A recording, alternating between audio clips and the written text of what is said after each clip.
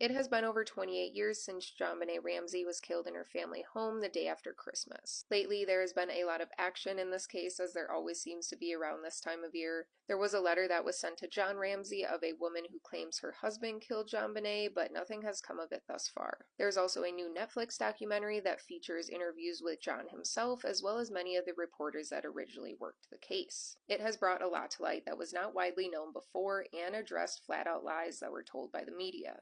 One lie that it addressed is that JonBenét Ramsey was sexually abused, which is a huge talking point for people who believe her family killed her. There is an interview from her doctor that states there was never any sign of any type of abuse. And there is nothing in any of the interviews from family or family friends that indicates there was any kind of abuse happening. An initial thing that led investigators to go this route and investigate was the fact that on John's home desk there was pictures of JonBenét. Some people state that these were suggestive pictures you wouldn't have of your daughter, but they were actually just her professional pageant pictures, and there seems to be nothing wrong with this. It is kind of the equivalent of a dad having a picture of his daughter playing soccer on his desk. While some people may not agree with children being in pageants, it is something she liked to do, and these were just pictures of her at the pageants. There was nothing suggestive about it. In my opinion, the most insane clip used in the new documentary was one from the Geraldo Rivera show where he did a mock trial of John and Patsy Ramsey. One clip he showed during this mock trial was of JonBenét at her pageant, pretending to play the saxophone and dance around to some music.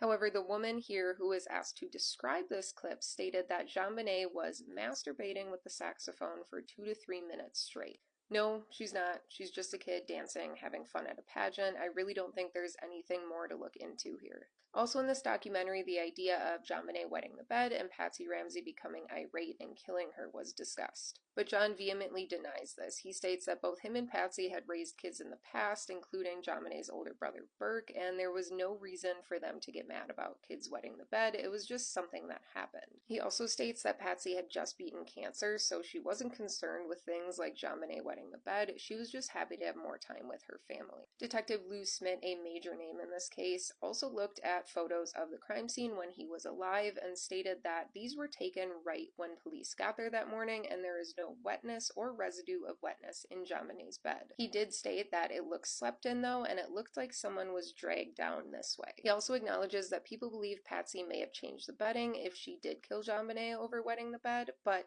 this sheet had fiber, hairs, and DNA on it. While changing the sheets would have been thought of if the family had done it, they were not forensic experts, so they wouldn't have thought to put DNA, fibers, and hair on there before police came.